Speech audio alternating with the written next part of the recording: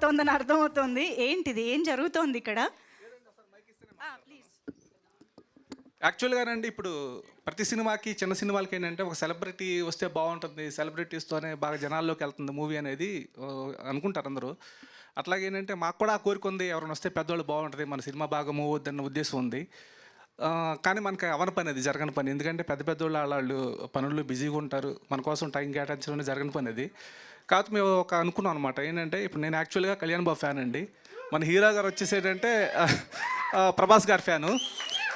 సరే వాళ్ళు లేరు, అభిమానులు మేమిద్దరము, సరే వాళ్ళ బ్లెస్సింగ్స్ ఉంటాయని చెప్పి మేము ఏంటంటే కొత్తగా మా కళ్యాణ్ బాబు కట్అవుట్ నేను, ప్రభాస్ కట్అవుట్ని మనోడు రివీల్ చేస్తారు. వీళ్ళ సమక్షంలోనే మనది డ్రింకర్ సాయి ట్రైలర్ లాంచ్ జరుగుతుందండి. ఇదండి. అరే రే రే రే, క్రియేటివిటీ అట్ ఇట్స్ పీక్ నిజంగా.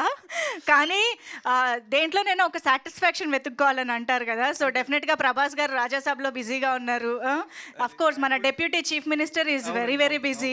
సో ఎస్, ఈ ఐడియా ఏదో చాలా బాగుంది. మరి ఆ ముఖ్య అతిథుల్ని ఒకసారి స్టేజ్ మధ్యలోకి కూడా తెచ్చిపెట్టేస్తే మనం మిగతా టీంని కూడా పిలిచేద్దాం. Yes yes.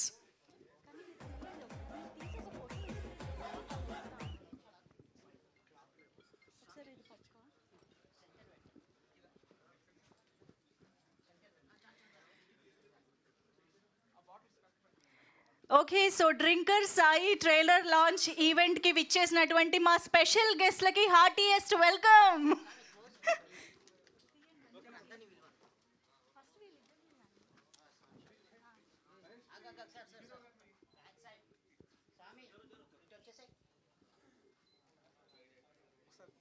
Okay, so unveiling the guests.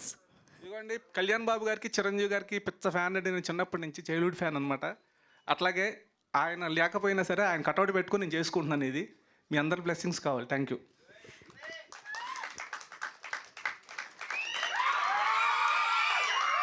Of course వాళ్ళ ప్రెసెన్స్ కి కట్అవుట్ చాలు యాక్చువల్లీ. అలాగే మన ధర్మ గారు, హీరో గారు, ఆయన అభిమాన హీరో ప్రభాస్ గారు అండి. ఆయన కటౌట్ ఆయన ప్రభాస్ గారిది, ఆయన ఓపెన్ చేస్తారు. ఊ కట్అవుట్ చూసుకొని కొన్నమే డూడ్.